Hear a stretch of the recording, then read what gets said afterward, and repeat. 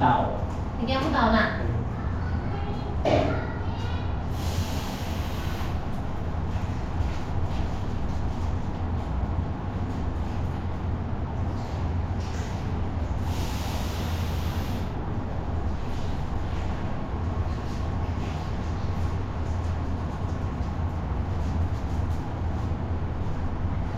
เสร็จแล้ว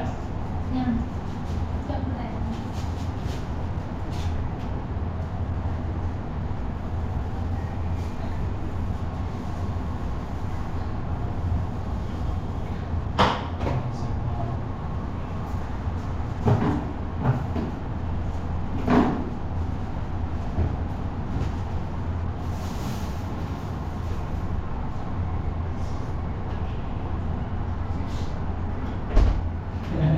เอาลูกดำมากินก่อน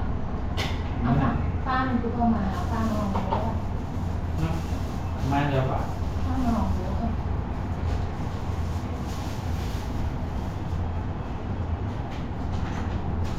ลูกดำก็เอามาแบบ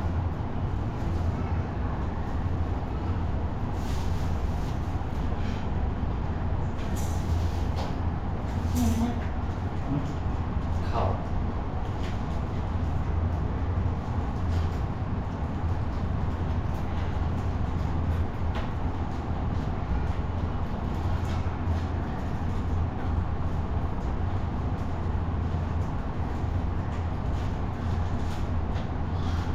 แต่ว่าก็เกมเหรอเราก็เลยทำได้นั่นแหละมีพักแค่เสียงแต่นะ เต่า มันสู้ที่มัน สู้มันเต่านี่มันสู้ สู้มันต่ำมันสู้ที่ลูกหัวขึ้น เต่านี้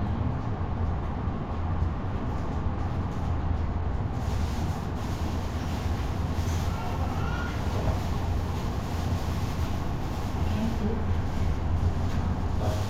เต่าเต่าของเต่ามัดเนาะสบายดีทุกคนยำแรงๆเนาะพอดีวางตะกี้แล่นออกไปซื้อน้ำกินมานี่ได้มาน้อยหนึ่งนะน้อยเดียว เขาบอกกันแค่ สองสามอย่างพี่น้องเอ้ยกินแบบง่ายๆเนาะอยู่แบบง่ายๆนะเช้านี้ก็หิวข้าวแห้ง เด็กกินเขาจะเสามาลูก บ่ได้กินข้าวแต่มื้อวันนี้ มันอีกกิน ตอนคืนนะต่าง10 โมงแล้วก็ตอนเช้าบ่ได้กิน ตอนสายก็กินขนมได้แล้วก็ตอนแรกนะเพราะว่าอยากกินข้าวเจ้ากับแกงผักว่าซั่นแต่ บ่ได้แกงผักเนาะได้มาเป็นแกงมะเต่าแล้วก็อยากกินปิ้งปลาว่าซั่นเด้มาเป็นปิ้งปลาเนี่ยแล้วก็มีใส่อันนี้นะมันเนี่ย อ๋อให้มาใส่หนึ่ง นะ สิ แต่มื้อสาย ให้เราสิบอก มาเด้อพี่น้องเด้อกินข้าวน้ำกันเนาะ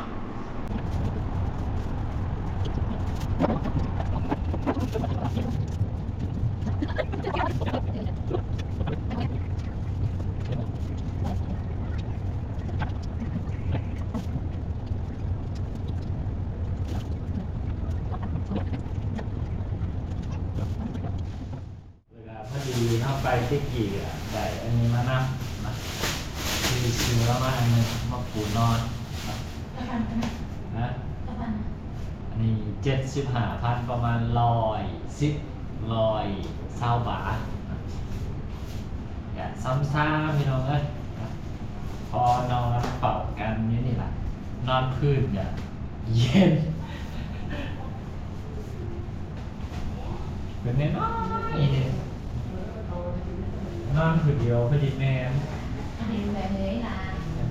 ไว้ ไปชวน เดี๋ยวจังนี่ก็น่ะไปบ้านก็เอาไว้ให้ลูกสาว ไปลินมันน้อย อ๋อเวลาเราไปชวนเนี่ยเราถ้าแม่เราแม่จะให้ลูกน้ำใส่ไปชวนเลยเอ๊ะนอนนอนว่าเนาะ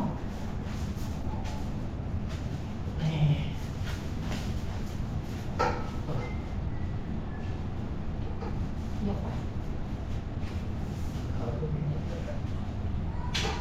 อุ้ย อืม ฝาทั้งหมดกันตีซะ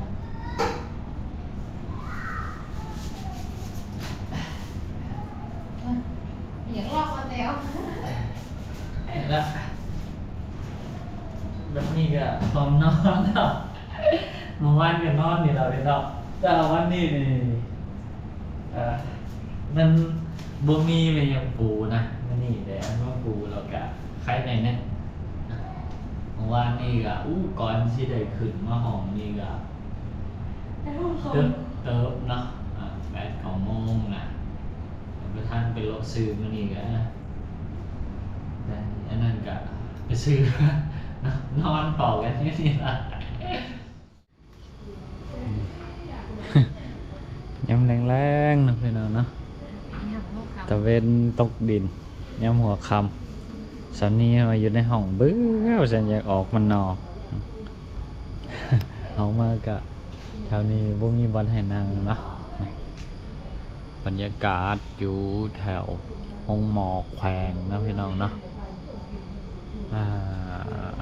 นี่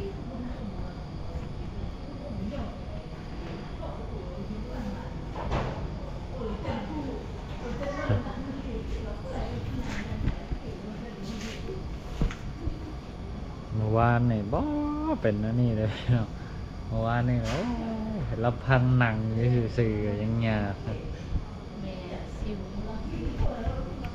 อันนี้นะถือว่ามาเที่ยวนี้ แรกแหละที่เป็นห้องพักกันคนเจ็บตี ก็กันไม่รู้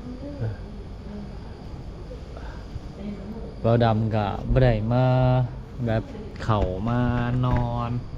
อยู่ห้องหมอแขวงนั่นนี่จักเทือก็เลยบ่ฮู้ว่าวันใดเป็นวันใดตึกใดเป็นตึกใดมาแต่ละเทือก็คือมาแต่อันทั้งหน้าครับแล้วเทื่อนี้นี่ได้เข้ามาเลิกไปหลายตึกเติบมันได้มาพักมาเซาอยู่นี่เนี่ย เคยน้องเคยน้องมาชุดนึงตอนมาโคชุดเขาผ่านตอนนี้มันเห็น เดินนอนเหรอ ประมาณปี2016-17นี่มาวัดไส้ตา 2016 2017เดี๋ยวนี้ก็เนาะ10 ปีแล้วนี่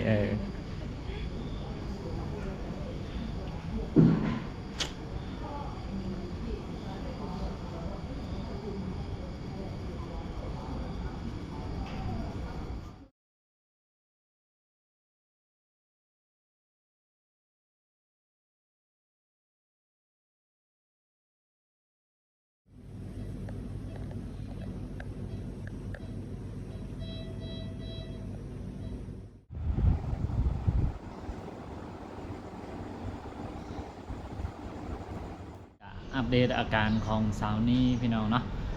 กาโอ้โหโทษพี่น้องเนาะก่อนที่ว่าสิกวดพบโรคว่าเป็นเมียงแท้นี่ก็ใช้เวลาดนพอสมควรนะเพราะอาการของสาวนี่เนี่ยแบบมันไปคนละทิศละทางกันนะเนาะมันซี่ไปว่าเป็นแนวเดียวเนาะก็คือสรุปเนาะตอนนี้ก็คือสาวนี่เป็นไส้ติ่งอักเสบเนาะแล้วก็ผาเป็นเทียพอยเนาะพี่น้องเนาะตอนนี้ก็คือกำลังพักฟื้นอยู่เนาะซึ่งมือที่พาก็คือมือวันนี้เนาะหลังจากที่ผลกวดมันยังทุกสิ่งทุกอย่างออกมาแล้วก็ซี่ไปว่าเป็นไส้ติ่งเนาะหมอเพิ่นก็ฮีฟ้าวแล้วก็สั่งผ่าตัดแบบเป็นการเร่งด่วนเลยเนาะแล้วก็เท่าที่หมอเพิ่นมาอู้สู่ฟังเนาะก็คือเสาร์นี้ฮะไส้ติ่งแตกเป็นเทียพอยเนาะแต่ว่าบ่แม่นแตกทั้งหมดพี่น้องแต่แตกปลายมันเพราะว่าเสาร์นี้นี่เจ็บมาได้6-7 มื้อแล้วนะก่อนที่ว่าสิฮอดมื้อผ่าตัดนะเนาะก็โชคดีที่ว่าบ่เป็นไม่ยังหลายเนาะก็ตอนนี้ก็กำลังนอนพักฟื้นอยู่ในห้องเนาะบ่าวดำกันนี้ออกมานอกนี่ละอัดคลิปถ่ายคลิปให้กับบรรดาไว้พี่น้องเบิ่งได้ส้มเนาะก็จังหน่อยสิพาเข้าไปเบิ่งทางในห้องเนาะพอดีก็มื้อนี้อีเมมาเฝ้าน้ำเนาะก็เขาก็เลยออกมานอกมานาได้เนาะเมื่อวานนี่มือทำอิฐที่ว่าพากับป๊อดเท่าไปเนาะ สามีเนี่ยเจ็บแท้เจ็บว่าให้ห้องเบิดคืนบ่ได้รับบ่ได้นอนเนาะบ่แม่นเฉพาะแต่สาวนี้บ่ได้รับบ่ได้นอนคนที่ว่าเฝ้าคนดูแลอีกก็บ่ได้นอนคือกันเนาะคือมันนอนบ่ได้นะพี่น้องเนาะแต่เบาดำบ่ได้ถ่ายคลิปถ่ายวิดีโอมีหยังปะไว้เนาะตอนที่มันเกิดเหตุการณ์จังซั่นนะตอนที่ว่าสาวนี้เจ็บตอนที่แบบทนบ่ไหวหั่นน่ะเนาะให้ห้องๆนะคือเบาดำบ่ได้ถ่ายบ่ได้บันทึกไว้พี่น้องเนาะคือเบาดำเองก็บ่มีกระจิตกระใจสิมานั่งถ่ายคลิปหั่นนี่เนาะตอนที่ว่าอีกคนหนึงเจ็บนะก็นี่ละก็เลยมา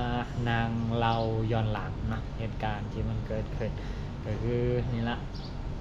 นะอีเมกับเฝ้าสาวนี้อยู่ทางในเฮาก็ลอยมาเนาะ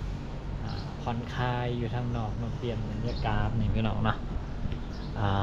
อันนี้เป็นห้องหมอเนาะแขวงบ่อแก้วเด้อพี่น้องเด้อเนาะคันเทียบใช้ทางฝั่งไทยก็คือเป็นโรงพยาบาลจังหวัดเนาะนี่ก็เดี๋ยวสิพาเข้าไปเบิ้งนะสาวนี้นอนอยู่ในนั่นละนอนพักผ่อนนะห้องกาซี่66แน่นอนพี่น้องเนาะนี่ห้องนี้ละ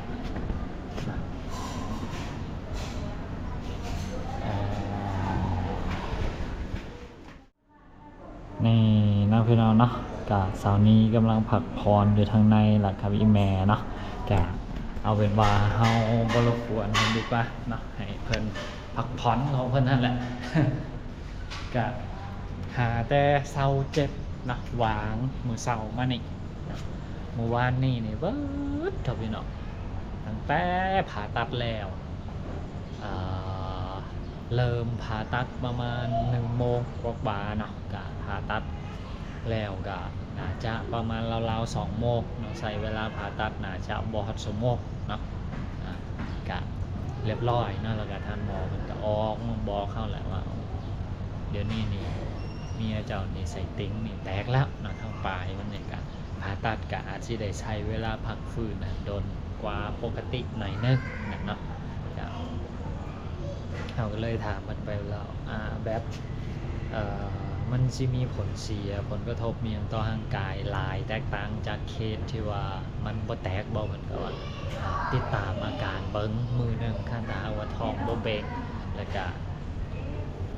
บ่เจ็บท้องบ่มีเลือดออกมาอยู่บอนที่เพิ่นผ่าตัดนะก็ถือว่าโอเคเนาะอาการปกติเพิ่นว่าเนาะก็ผ่านไปนะเกือบ24 ชั่วโมงหน้าสิ24 ชั่วโมงแล้วแหละสาวนี้ก็อาการตอนนี้ก็คือแบบปกติทุกอย่างเนาะแบบบาดแผลก็ค่อยๆบรรเทาลงไปเท่าน้อยเนาะก็ท้องก็เริ่มที่ว่าบ่เจ็บปานใดแล้วเนาะแล้วก็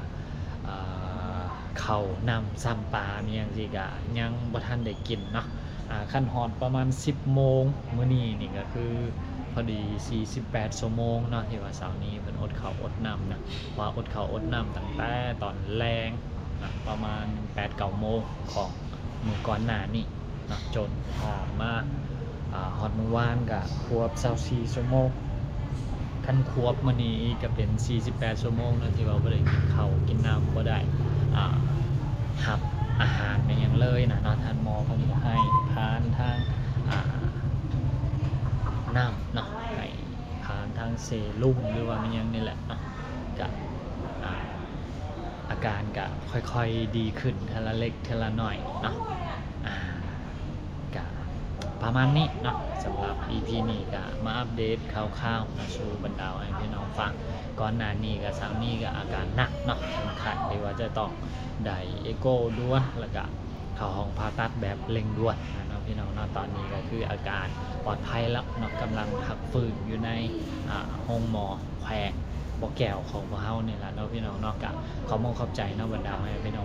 ทุกคนที่ว่าคอยติดตามและให้กำลังใจเสมอมาเนาะ EP นี้ก็ลาไปแล้วพี่น้องพบกันใหม่ EP ต่อไปเนาะ